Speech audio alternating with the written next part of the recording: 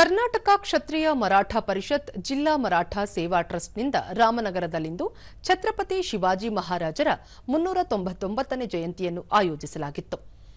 ಕಾರ್ಯಕ್ರಮಕ್ಕೆ ಮಾಜಿ ಸಚಿವ ಪಿಜಿಆರ್ ಸಿಂಧ್ಯಾ ಚಾಲನೆ ನೀಡಿದರು. ಈ ವೇಳೆ ಸಂಸದ ಡಾ ಸಿಎನ್ ಮಂಜುನಾಥ್, ಮರಾಠ ಸಮುದಾಯದ ಮುಖಂಡರು ಉಪಸ್ಥಿತರಿದ್ದರು.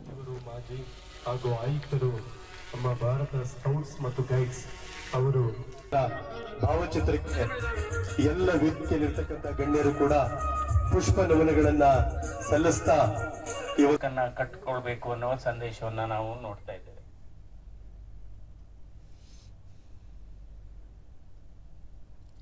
ಬಳಿಕ ಡಾ ಸಿಎನ್ ಮಂಜುನಾಥ್, ಉತ್ತಮ ಸಮಾಜ ನಿರ್ಮಾಣ ಸರಳವಾದ ಕೆಲಸವಲ್ಲ, ದೊಡ್ಡ ಆತ್ಮಶಕ್ತಿಯ ಜೊತೆಗೆ ಸಂಘಟನಾ ಶಕ್ತಿ ಹಾಗೂ ಕ್ರಿಯಾಶೀಲತೆ ಅಗತ್ಯವಾಗಿರುತ್ತದೆ.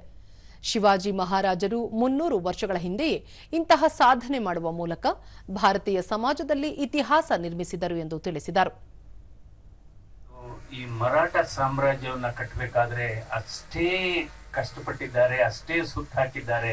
ಅದಕ್ಕೋಸ್ಕರ ಅವರನ್ನ ನೆನೆಯುವುದು ನಮ್ಮ ಧರ್ಮ. ನಾವು ಅವರಿಗೆ ಗೌರವವನ್ನು ಸೂಚಿಸುವುದು ನಮ್ಮೆಲ್ಲರ ಆದ್ಯ ಕರ್ತವ್ಯ ಅಂತ ನಾವು ಹೇಳಬೇಕಾಗುತ್ತೆ. ಕನ್ನಡ ಸಂಸ್ಕೃತಿ ಇಲಾಖೆ ಸಹಾಯಕ ನಿರ್ದೇಶಕ ಸತೀಶ್, ಶಿವಾಜಿ ಮಹಾರಾಜರ ತ್ಯಾಗ ಬಲಿದಾನ ಅಪಾರವಾದದ್ದು ಎಂದು ತಿಳಿಸಿದರು. ಯಾಕೆಂದ್ರೆ ಯಾರನ್ನೂ ಕೂಡ ಮಹಾರಾಜರು ಅಂತ ಕರೆಯಲ್ಲ.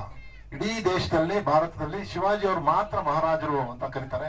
ಯಾಕೆ ಅಂತಂದ್ರೆ ಅವರು ಮಾಡಿರ್ತಕ್ಕಂಥ ಸೇವೆ, ತ್ಯಾಗ, ಬಲಿದಾನ, ಅದರಲ್ಲೂ ಕೂಡ ಹಿಂದೂಗಳಿಗೆ ಮಾಡಿರ್ತಕ್ಕಂಥ ಸೇವೆ ಅಗ್ರಗಣ್ಯ ಅಂತ ನಾನಾದ್ರೂ ಹೇಳ್ತಾ, ವೇದಾಂತಾಚಾರ್ಯ ಶ್ರೀ ಮಂಜುನಾಥ ಸ್ವಾಮೀಜಿ, ಭಕ್ತಿ ಮತ್ತು ದೇಶ ನಿರ್ಮಾಣದಲ್ಲಿ ಶಿವಾಜಿ ಮಹಾರಾಜರ ಕೊಡುಗೆ ಅಪಾರ ಎಂದು ಅಭಿಪ್ರಾಯಪಟ್ಟರು.